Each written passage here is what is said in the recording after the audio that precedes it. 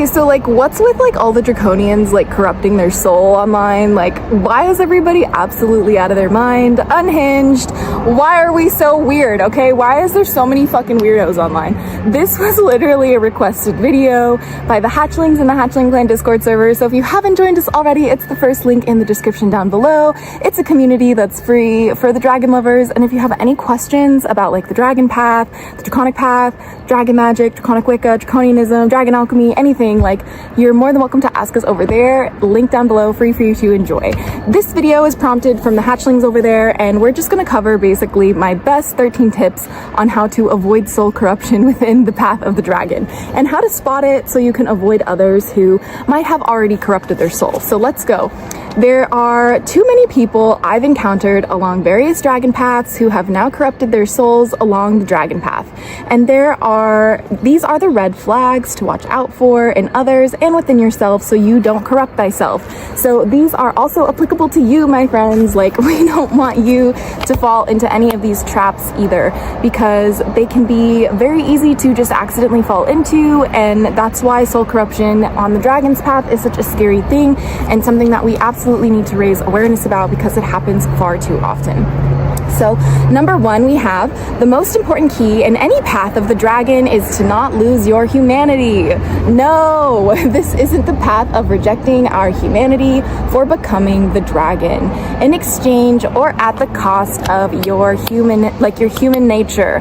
Okay, this means like you are not supposed to see how far away can I get from being a human into being a dragon. Like, this is not what your life is about. Like, you are a human being before you are dragon. Okay, you were not born in a dragon body. This is why we cannot lose touch with our humanity, and that is why it is a possibility or a portal to soul corruption. Next, we have number two. When working with dragons, is it for the pursuit of power, wealth, or glory? Or is it for the pursuit of self-healing, evolution, and to gain wisdom, to help others within your community, and to protect what is precious? Your purpose matters a lot when you work with the dragons and you're on the dragon's path. The more that you progress when you work with dragons, the more magic and power and wisdom and access they're going to give you. And depending on your heart and soul, depending on where you're at and your practice, you can take what they give you and it corrupts you because you are not anchored to something that keeps you connected to your humanity, and you don't know why you're pursuing this. If you are pursuing this because you want to be like all powerful, like that is a little bit out of control. Do you know what I'm trying to say? Like, that is not why we're on the dragon's path. It's not to control others. It's not to power trip. It's not to be in a powerful position. And if you're pursuing the dragon's path with that ideology, then it's really not going to work out or end well for you. You'll absolutely corrupt your soul at one point, if not taint it. So now we have number three. When exploring the various dragon paths, it is critical to not fall down the trap of claiming to find the truth and have the truth, the one true dragon path, or to find the true religion, for this creates arrogance, right? Now, and we see this really commonly happen with Christians. They'll say, we know the truth, right? Like, our way is the true way. That is not something we need to do in Draconianism or any sort of dragon path. And why is that? Because it creates arrogance, okay? It creates this sense of entitlement. It creates this sense of othering, right? We are the right ones, you are the wrong ones. That is just so small-brained thinking, right? Like, it's very immature, very insecure, very infinitesimal, right? Like, that is not what dragons are about. We're not about that, right? We're about focusing on thyself and evolving thyself and finding the truth for thyself, not for everyone else. So number four is when you believe that you are the god over others, people, and command and control others, this creates a void of humanity within the heart, right? So a lot of people will have this ideology of I am the operant power of my reality, and they will start manifesting things over people in the sense that they believe they actually can control other people's perceptions, other people's decisions, other people's psyche, other people's behaviors, through simply their belief of them being the operant power or the god of this reality. That requires therapy. And it also creates a disconnect with compassion. This is the kind of mentality that removes empathy, that removes compassion, that removes our ability to connect and understand with others, right? It directly diminishes the mirror neurons in the brain in favor of creating connections that glorify the ego, that glorify the self, that glorify the story that the practitioner is following or being taught, etc. So number 5, we have when there is a male obsession with giving birth or birthing one's desires into the world through dragon eggs, and or a obsession with pregnancy, this is the path to abusing the power of the womb. Please beware men who will make content about how they can birth things into reality when they are not capable, they don't have those bodies, okay? There's a lot of men, especially within like draconian orders and dragon magic, when it comes tied to like dragon eggs specifically and like hatchlings. This is really creepy and weird for me to talk about, but the truth is like these people are obsessed with feeling like they can birth creation, feeling like they can birth their desires into the world, or they can, you know, literally become creators and like creator gods basically. And this is a fundamental rejection of the bodies that they have and the craving for wanting to own the womb. There's a difference between being trans and wanting to own the womb. I'm not talking about people who are trans who identify as like the gender that they weren't assigned with. That is not what I'm talking about.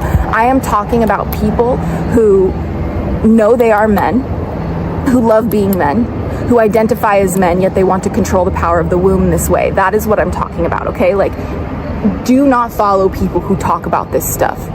They are abusive.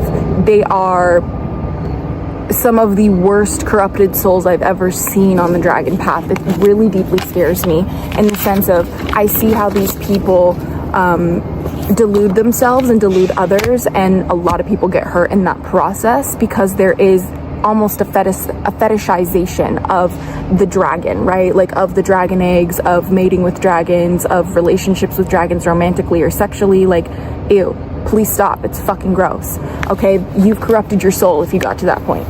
All right, so number 6 is the moment you forfeit your human connection for the dragons, you have lost touch with reality and with thyself. All that means is like, if I choose to have a romantic relationship with the dragon over having a romantic relationship with like a human being, that's what I'm talking about. Like, you are a human being first, okay? Like, you are not a dragon first. I'm sorry. Like, in the second you start saying like, no, I'm a dragon before I'm a human, this is a dangerous path to walk, in the sense of like, if you have no grounding, you could very easily corrupt your soul, in the sense of like, this type of mentality will isolate you. This type of mentality will take you away from human connection. I know because I lived it, okay? Like, this type of mentality will make it to where all of your relationships suffer and some of them don't recover, okay? I'm speaking from personal experience, all right? So next we have number 7. On any dragon path, you automatically fail by claiming power, rejects certain perspectives of reality entirely when all faiths hold wisdom and dragons. Basically, that means if you see anyone who's rejecting any type of study, any type of religion, any type of spirituality, any type of perspective, based on an emotional, based on like any sort of anything that doesn't include like actual science that is like pointing to these religions being harmful, if there is no like factual evidence pointing to like it being a cult or pointing to it being like harmful, right? Like, if there's a difference between a religion being inherently harmful and a religion being practiced in a harmful way. We really need to understand that that is a key difference here. Let me illustrate something for you. Mormonism is a harmful religion. The doctrine itself is abusive, where Islam is not a harmful religion, but the way people practice it can be very abusive. Did that make sense? This is why we consider Mormonism a cult, and this is why Islam is not considered a cult, right? Because Mormonism says you have to follow these rules. Islam says there's no obligation in religion, right? So these are the things that we have to study, because when you come to these religions, you know, sometimes they don't resonate with you. Sometimes you have trauma like associated with these religions, and you move to paths of the dragon to cope. This was my story, many stories, right? For the hatchlings as well. And maybe could be the path for you too.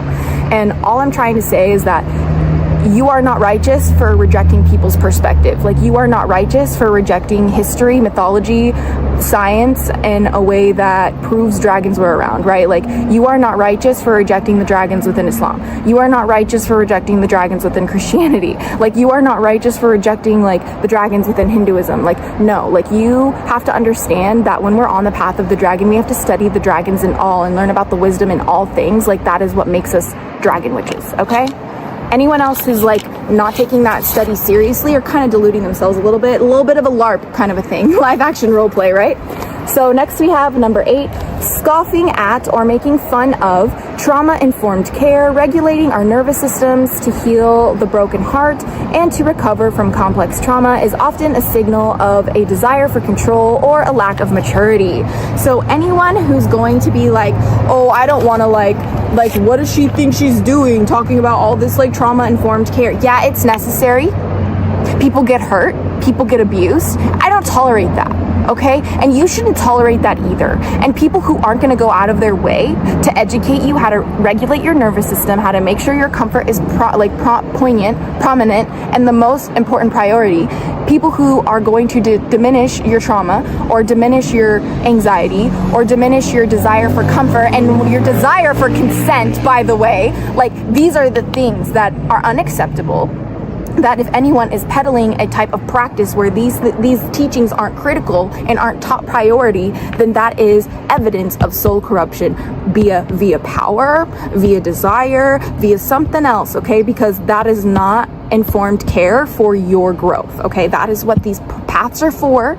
They're for self-evolution. They're for your growth. They're not for controlling people. They're not for abusing people. And they're sure as shit not for being the god of this world. So we're gonna keep going. Next we have number 9. At anytime you claim that all or everyone in a dragon path has to follow the craft a certain way or work with dragons a certain way or is invalid if they do not follow a certain way, then this is just a lack of dragon sight. And all that means is like, you can't see clearly. If you think that like you have to practice the dragon path a certain way and you're making content or you're like in your circle of people telling them they can't do things a certain way and you're saying, no, this is not how the dragons work, like, with all due respect, like, you can't see clearly, okay? Like, I will tell you there's certain ways you shouldn't engage with your dragons, but I would never tell you you can't engage with dragons that way, right? Like, you should not be having sexual relationships with your dragons, but people do that, right? Like, that is not the same thing. Do you understand? Like, I'm not coming here saying you can't work with left and right hand path. Like, that is fucking not what I do here. Like, I'm not here to tell you that stuff. I'm here to warn you and give you logical reasons why I'm warning you, but I'm not here to tell you you have to fit in this box, you have to do it this way, and if you don't, you're wrong, bestie. No. If you say stuff like that, if you find people who say stuff like that, they cannot see clearly, they have a long way to go on their path, and it's best that you just stick to your own lane and your own business.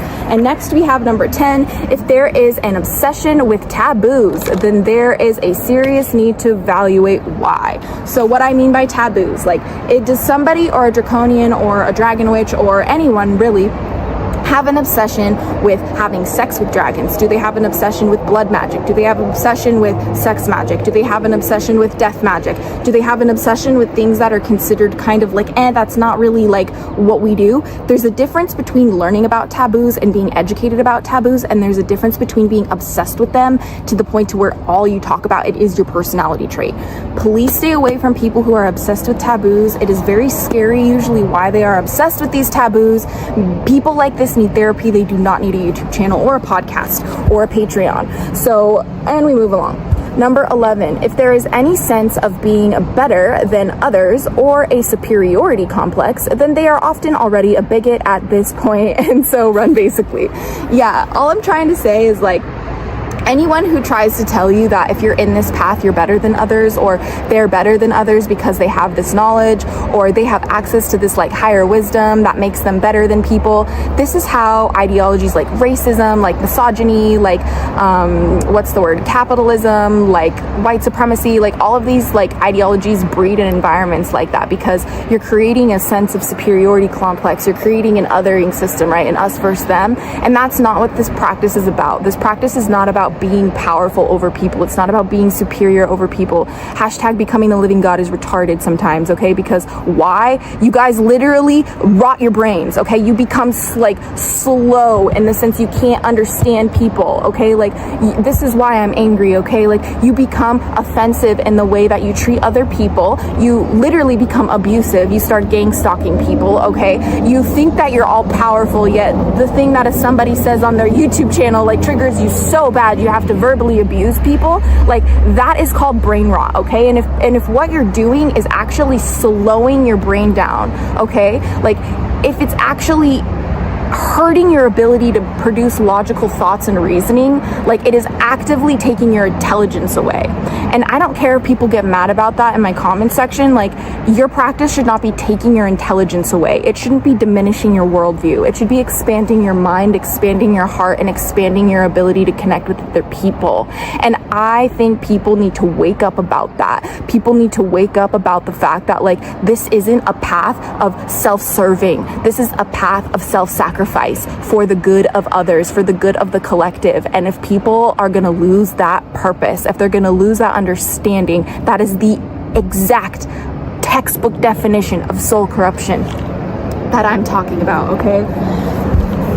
Next we have number 12. When people become obsessed with being in a state of like worshipped or like being worshipped by others, this is just extreme insecurity. So if people have like this need to be like adored and worshipped and like being the leader and like being the mother of dragons and like being the whatever, like this is very strange, okay? Like I'm just a hatchling, all right? Like if you don't understand that you're like, if you're like trying to say like you're some like dragon god incarnate into your body, like if you think you're the avatar for a dragon god, you need help, okay? If you think you have some avenger team in the astral that helps you fight mythology that already passed and never was actually factually a thing, it was just a story, you need help, okay? These are like delusions of grandeur, right? Like these are entirely elaborate stories to stroke the ego, usually as a coping mechanism to fight things that people have been through that have been really hard to overcome. I have empathy for this.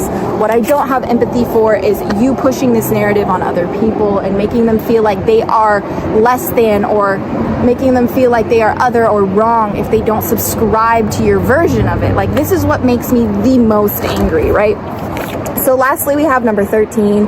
If there is no care for your rights or dignity or sense of comfort, then this isn't a safe place to learn. So if you go into any sort of, you know, it doesn't have to be about dragon magic either. Like you can go anywhere to any sort of like church or any sort of even a classroom, right? Like if you are not being prioritized in your comfort, in your consent, in what is potentially dangerous and what you're learning about, if you're not learning about safety with these things, like you're not in a good place to learn about these practices. It's going to be more likely that you will be abused in environments like this, or that you will be taken advantage of in environments like this, and I do not want to see that happen to you. This is why I make this video, because in my life and with the people that I have encountered online especially, there is so much soul corruption that I have seen, as the way that my dragon guardians have defined it to me, using these tips that I have shared with you guys in today's video. Please be so safe out there and use this guide as a way to vet people, including me, throughout the entirety of our practices, okay? Because this is how we stay safe. This is how we stay grounded in things that matter, like science, like psychology, like, you know, mythology and history. These things matter, okay? And we need to never, ever, ever let ourselves go astray from certain things like that, because we start abusing people. The second you think that you're a god over other people, that's when you start abusing people, because power corrupts, and absolute power absolutely corrupts. There is no exception, okay? So with that being said, I would like to say thank you for spending some of your day with me today, and thank you to the hatchlings who requested this video over in the Hatchling Clan Discord server. If you'd like to join us and request your own episodes in the future, don't forget to click the link down below and hang out with us. It's free, and we can't wait to meet you. But if you're new here, assalamu alaikum, merry meet, and welcome back to your daily dose of DragonFaether. My name is Azura DragonFaether, the Draconic Priestess, and I've been working with dragons since the 90s, here to share my experience, wisdom, and spiritual systems that I have founded along the way with you. just to help you if you are interested, because everybody deserves dragons, and I want to make sure that no matter what you believe, no matter what religion, faith, or lack thereof that you have, you can work with dragons too. So hit that subscribe button and hit that like button and leave a comment down below if that sounds like a video or a channel or a community you want to be a part of. We can't wait to meet you. But until next time, stay geeky, cheeky, and freaky! Little hatchlings! Gaddafi's blessed be, and Amin. And please follow me so I don't get lost.